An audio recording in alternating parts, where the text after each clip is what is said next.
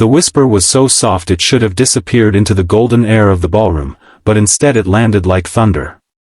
"He served with me." The general's voice trembled as his hand lowered from a crisp salute, and in that single breath, the entire room shifted. Crystal chandeliers glowed above polished marble floors, gowns shimmered, glasses froze mid-air, and the billionaire heiress standing near the front went pale as her eyes dropped to the ink on the single father's forearm. If you believe in kindness, in second chances, and in the quiet heroes who walk among us unnoticed, take a moment right now to like this video, share it with someone who needs hope, comment your thoughts, and subscribe to the channel. Stories like this remind us why humanity still matters. Daniel Hayes hadn't come to the gala to make a statement. He came because his 10-year-old daughter, Lily, had begged him. The invitation had arrived unexpectedly, embossed in gold, requesting their presence at the annual Valor and Legacy Foundation ceremony, an event funded by one of the wealthiest families in the country. Daniel almost threw it away. He owned exactly 2 dress shirts that weren't faded from years of construction work, and neither fit him quite right anymore.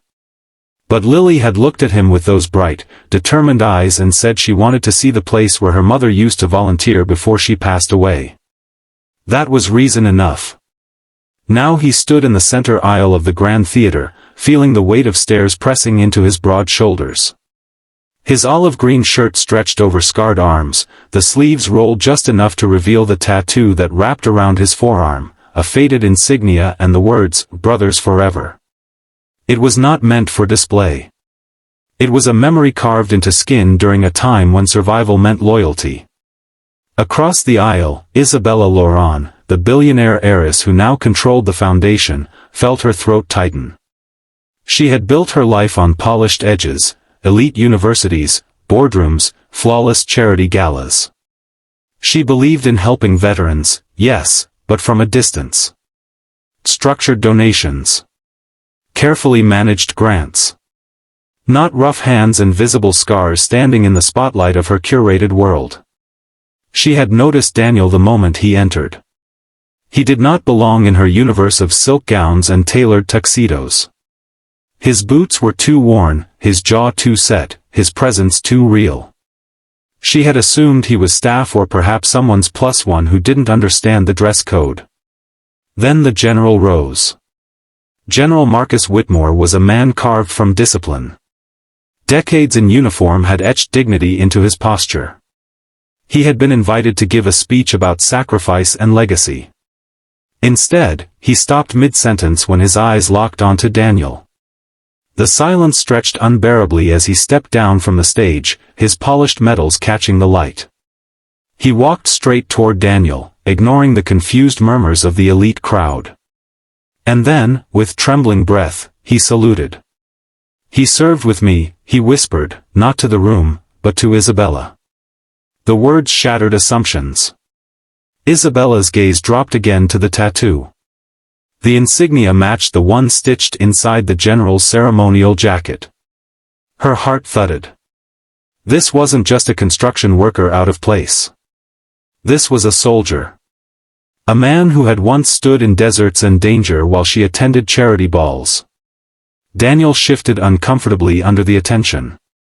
He never spoke about his service.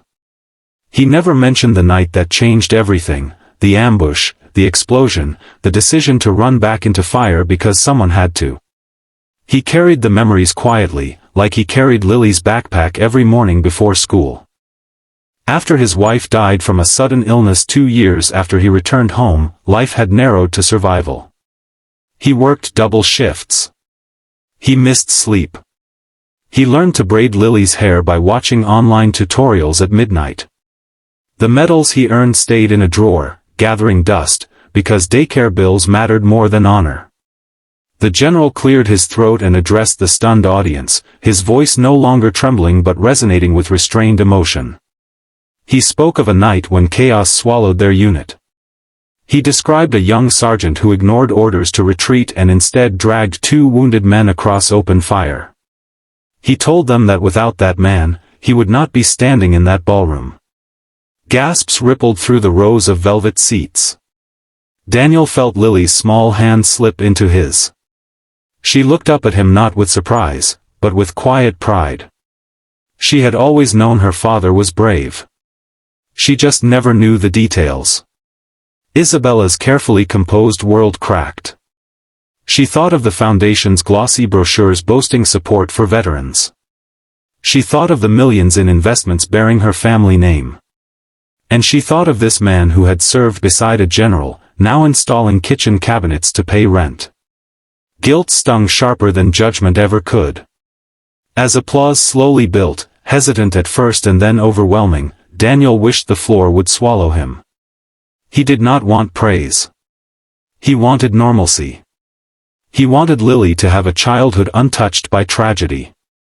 He wanted to stop feeling like he had failed by not becoming more after the uniform came off.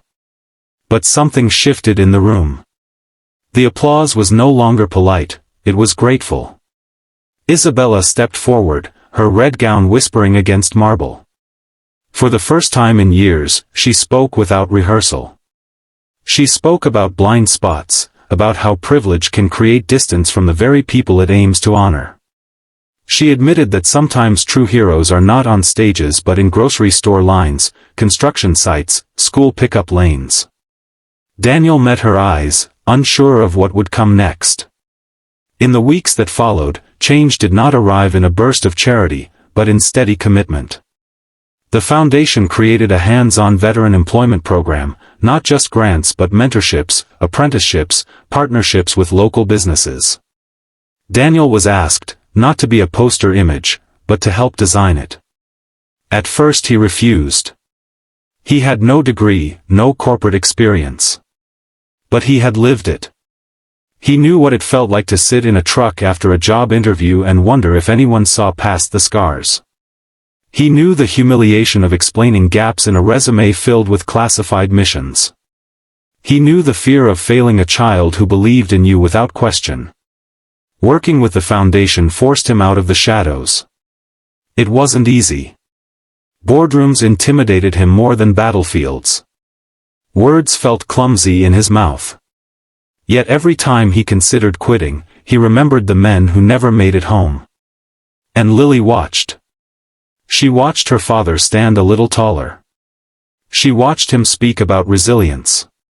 She watched wealthy executives listen. One evening, months later, Isabella visited Daniel's modest home to see the first group of veterans graduating from the program he helped build. The house smelled of spaghetti sauce and fresh paint. Framed drawings from Lily decorated the walls. There was no marble, no chandeliers, only warmth. Isabella realized that legacy was not measured in billions but in impact. Before this story ends, I want to ask you something important. If this journey of quiet courage and second chances has touched your heart, please take a moment to like, share, and subscribe. And here is my special request, comment the word honor below if you believe true heroes deserve to be seen. The night of the next gala, Daniel did return. This time, he wore a properly fitted suit donated by a local tailor who believed in the program. Lily stood beside him, holding a small plaque awarded to the foundation's new veteran initiative. When the general saw him again, he did not whisper. He smiled. And Isabella, once frozen by a tattoo, now understood that ink can carry stories deeper than any fortune ever could. In a world obsessed with status, it took a whisper to remind everyone what real strength looks like, a single dad who never asked for recognition, a daughter who never stopped believing, and a room full of strangers who finally saw the man behind the scars. Sometimes, the most powerful heroes are the ones who quietly go home, cook dinner, and wake up before dawn to try again. And sometimes, all it takes is one whispered truth to change everything.